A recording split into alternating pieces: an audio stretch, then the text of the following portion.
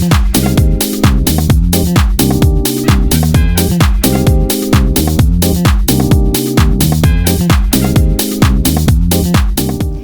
I'm Rebecca Brand, and we're making homemade stuffing today. This is my favorite recipe. I use it to stuff my turkey on Thanksgiving, and it's great for chicken too. I use a loaf of homemade bread. You can use any kind of bread. Carrots, celery, onions. I'm throwing in herbs, but these are optional. Butter, salt, and turkey stock. And that recipe's on my channel. You're gonna need to saute up your vegetables, so I'm getting a whole cube of butter and I'm gonna start that melting on my stove while I chop up my carrots. So turn your butter on low and let it melt slowly. If you get it too hot, it's gonna turn the flavor when it gets brown. You don't want that. I like my carrots in little pieces in my stuffing, so I'll cut the carrots once down the center and once down the center again, and then crosshatch.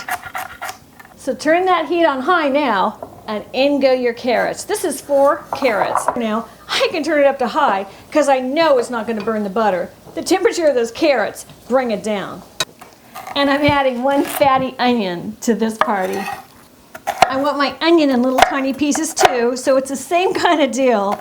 I cut it vertical, and then I cut it horizontal, but I'm super careful because onions can be really slippery. This is when a sharp knife really comes in handy. And then crosshatch. It's kind of a drawing term, but I use it in cooking too. Okay, onions, go join those carrots. Time for a little dunk. And a little stir to get that heat all even. At this time, I'm going to add 1 teaspoon salt. Now, for government purposes, believe me, that's about a teaspoon. I wash my celery really good to make sure there's no pesticides in it. And now we're going to do the same thing. We're going to slice it up the center so they're littler pieces, because you don't want a bite of just celery or carrot. You want a bite of a little bit of everything to make it all balanced.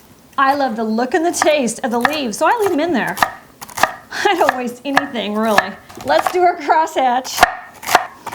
I'm using 1 whole half a stalk because I love vegetables in my stuffing. So that celery is about the same quantity of the carrots and of the onions. It's like equal in there. So we mix up the mixture and we flatten it out, because what we want is major contact on the bottom of that pan, because if we're lucky, we're going to get a little browning, and that's going to give an extra richness to the flavor of the vegetables in your stuffing. So keep it on high. Now I'm going to cut my bread up to go in the stuffing. You can go ahead and buy those unseasoned little packets of stuffing and use that. That's fine. But I am addicted to my bread maker. Watch my bread maker bread recipe. It's amazing. This loaf of bread cost me about 40 cents for the whole loaf. I make these almost every single day. It makes the house smell great. It's delicious every time. And now look, for 40 cents, I have all that bread for my stuffing. I like to cut the crusts off because I really want my stuffing to be really moist. So I slice my bread up into little tiny pieces, and I use my same old crosshatch method. I'm sorry to bother you on that point. Just think of it like a checkerboard. And then I get my little cubes. Isn't that cute? And while I'm doing this, my vegetables are browning. I can hear them sizzling in the background. Into a big container they go. You need a bowl big enough to handle this. Or a pot, whatever you got's fine. I'm adding herbs to this today, but you can skip this. It is so optional. Your dinner is going to be fantastic, whether you have parsley, which this is, and some sage, which this is. The herbs are really pretty for color, and they add some flavor, but it's not mandatory. It'd be really good without them too. So a handful of chopped parsley goes in your breadcrumbs.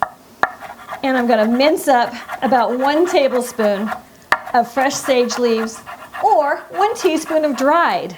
Because the dried are all dehydrated, you don't need as much. But for the fresh, you need a little more. And I chop it up really small so no piece gets in a friend's teeth. Voila.